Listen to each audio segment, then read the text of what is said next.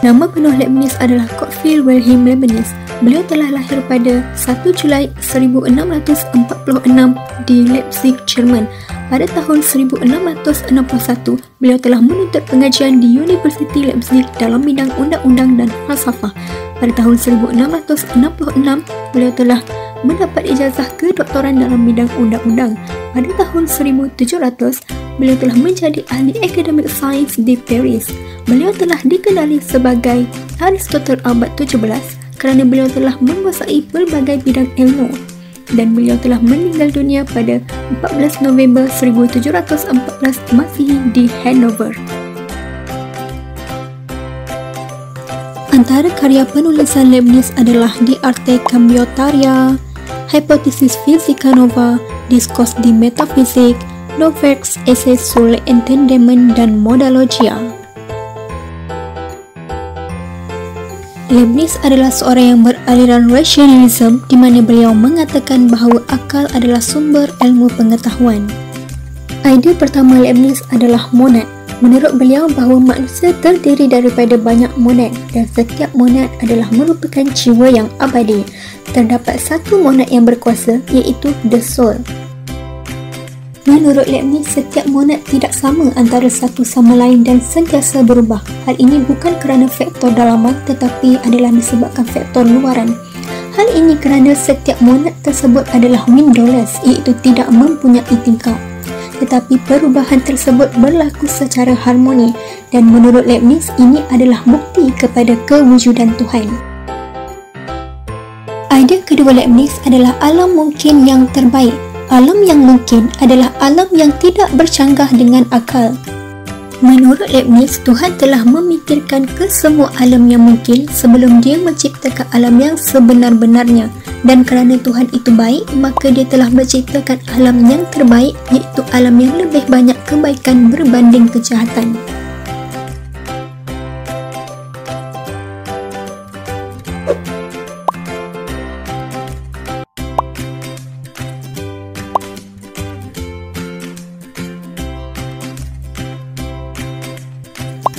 Nama penuh Berkeley adalah George Berkeley. Beliau lahir pada tahun 1685 di Ireland. Beliau telah menuntut pengajian di Trinity College, Dublin. Pada tahun 1707, beliau telah dilantik menjadi fellow, dan beliau telah menjawat beberapa jawatan akademik seperti tutor, dekan rendah dan pensyarah rendah dalam bidang falsafah Yunani. Pada tahun yang sama, beliau telah dilantik sebagai padri.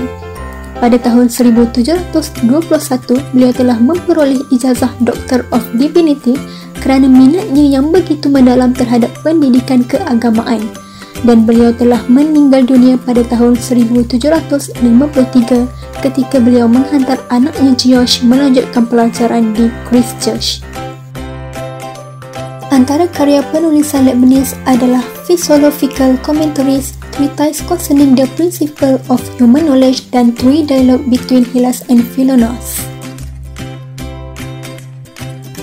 Berkeley merupakan seorang yang beraliran empiricism di mana beliau mengatakan bahawa pengalaman adalah sumber kepada ilmu pengetahuan. Beliau telah mengkritik abstract idea. Sebagai contoh, manusia hanya melihat sebuah segitiga yang tertentu, tetapi bagi pendokong abstract idea, mereka mengatakan bahawa dalam fikiran manusia itu telah mengabstrak idea segitiga tersebut. Berkeley percaya bahawa minda manusia tidak mempunyai abstract idea sebegitu. Hal ini kerana beliau meyakini prinsip bahawa setiap pengetahuan manusia itu diperoleh melalui diri dan pengalaman. Idea pertama Berkeley adalah benda bukan objek material. Menurut Berkeley bahawa semua objek adalah pengumpulan daripada kualiti-kualiti objek tersebut melalui diri manusia. Tetapi manusia tidak boleh menanggapi objek tersebut secara nyata. Sebagai contoh yang telah dinyatakan oleh Berkeley bahawa manusia telah tersepak batu. Ia merasakan sakit dan keras tetapi tidak menanggapi batu atau objek tersebut secara nyata. Menurut Berkeley, bahawa benda atau objek tersebut hanyalah kompleks idea yang hadir dalam minda manusia. Idea kedua Berkeley adalah kewujudan untuk ditanggapi dan juga menanggapi. Menurut Berkeley, bahawa setiap kewujudan adalah untuk saling ditanggapi dan menanggapi. Tetapi bagaimana jika ada manusia yang tidak dapat menanggapi objek tersebut? Maka menurut Berkeley, bahawa terdapat manusia lain yang dapat menanggapi objek tersebut.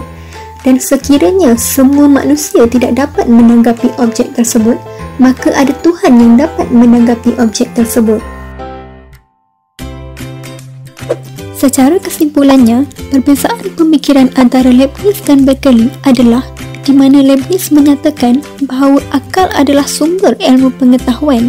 Beliau menyokong unit idea dan menjawab persoalan metafizik melalui akal, manakala Berkeley menyatakan bahawa pengalaman adalah sumber ilmu pengetahuan dan beliau adalah seorang yang menolak unit idea dan menjawab persoalan metafizik melalui pengalaman.